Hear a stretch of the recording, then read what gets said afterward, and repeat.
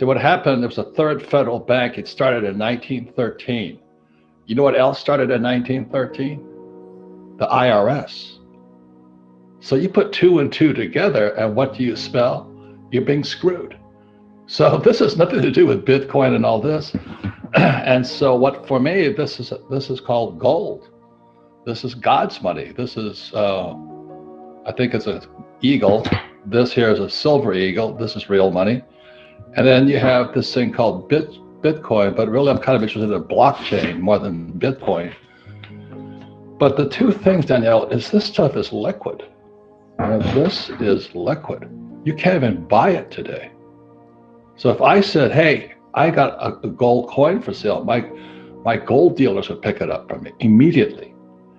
And so one of the things I like about Bitcoin, it has some degree of liquidity, or it claims it does. So it's not like real estate. When I buy a piece of real estate, it's illiquid. And so if I make a mistake, I can't get out of it.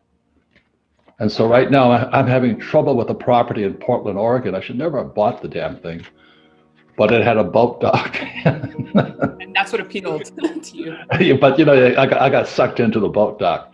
But anyway, today it's packed with homeless people. Right. I can't get out. I mean, literally, physically, I can't get in and I can't get out, and nobody wants to buy it. See, that's the trouble with real estate. It's illiquid. Now this here is called paper. You know? This is, how do you spell Zimbabwe? Mm. This is the US dollar. This is the future of the US dollar. It's a piece of paper. And millions of people are working for this. They're chasing Bitcoin, which is not a bad idea, but this is God's money. It's been here since planet Earth was started. So every time people say, is it gold, silver, Bitcoin, it's just not this. That's all I'm saying. I want anything but this. But every school teacher, because they're all highly unionized, this is what they want. And my complaint over the years, Danielle, is why don't they teach kids about money at school? But the reason is those idiot school teachers, which my family is a bunch of idiots because they all went to school, they're professors and all this, they love this stuff. Every teacher loves this stuff. And they teach this to the kids. You should love this stuff. And I'm going, well, that's 10 million Zims. Which would you rather have? A $30 gold eagle or 10 million Zim? Millennial generation is a lot more aware because of this little piece here, the cell phone. So they're aware, but they're just as stupid as my parents. So my primary focus is apartment houses, which has really been a good market because the Fed cannot move, I hate to say this, illegals into it. They can move it into your hotel, but they can't move them into your apartment houses. So the apartment house business has been fabulous. Last week, we picked up another $160 million apartment house in Houston. Interest rates are so low, but the problem was there were so many bidders on it. So when there's so many bidders on one piece of property, because it's so much cash, you have to be smarter. And so it's in a good way, it forced us to become less complacent and smarter, clearer on how we plan to make money in the ups and downs of a turbulent market. So I still love real estate, but it's not real estate I love. It's because I can use debt.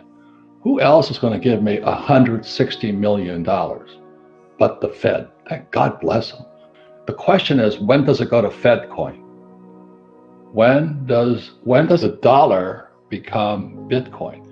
And the reason that's important is that's how I've been tracking a lot on. Right now it's called the transmission mechanism.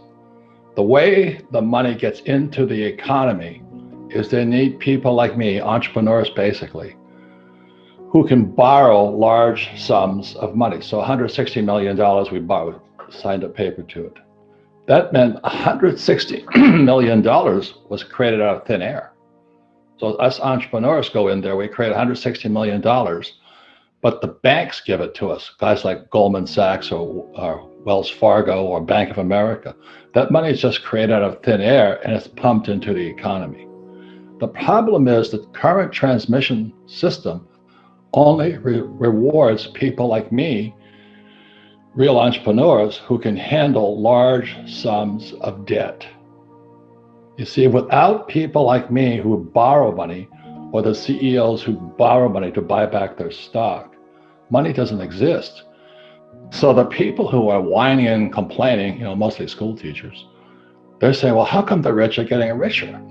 Well, they don't understand the transmission mechanism, excuse me, of money.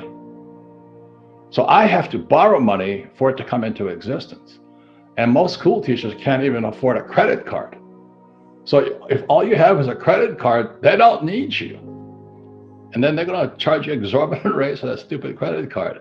Or they're punishing kids with student loan debt or payday loans. So the transmission mechanism is the current banking system, Wells Fargo, the hedge funds and all that. If it goes to Fed coin or Euro coin or Yuan coin or Yen coin, the banks are gone. Danielle, it's the same thing as when when truck drivers are replaced by driverless trucks. I think that's 35 million jobs. So just think of yourself as, here I went to Wharton, I have my MBA in finance, I'm working for Goldman Sachs, and suddenly I can't even drive a truck. How does a guy like me access money? And for most people, it's a credit card. And they're always bitching and moaning. Like Suze Orman says, cut up your credit card. Dave Ramsey says, cut up your credit card. I love my credit card. I love debt. You see, real financial education means you have to know how to use debt to take down large chunks of money. That's how money is created.